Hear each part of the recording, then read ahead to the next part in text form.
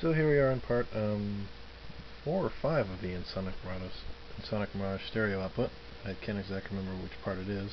But as you can see, we've got all of our 1/4 inch outputs installed in the machine, along here.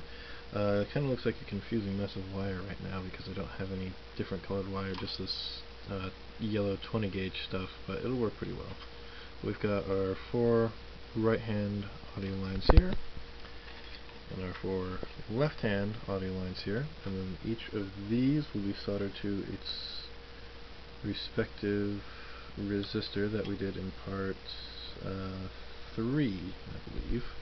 It really doesn't matter which line you solder up to which resistor, just as long as each one has its own individual output, because the processor in the Mirage assigns its voices to outputs randomly.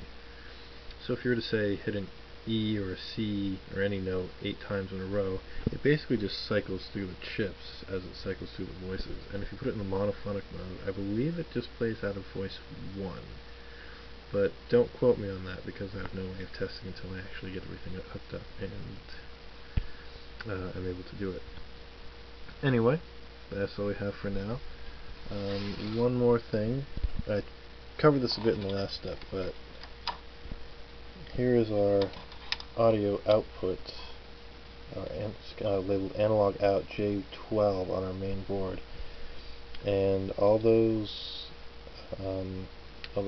sleeve common ground lines that we wired up in the last step, that all finally gets terminated on the bracket here.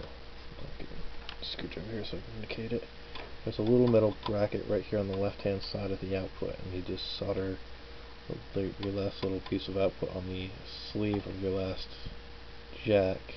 As you can see, you've still got it wired in parallel, or excuse me, in series, not parallel, in series, going through all 8 puts and then all 8 outputs, and then it terminates here, and you want to line into there.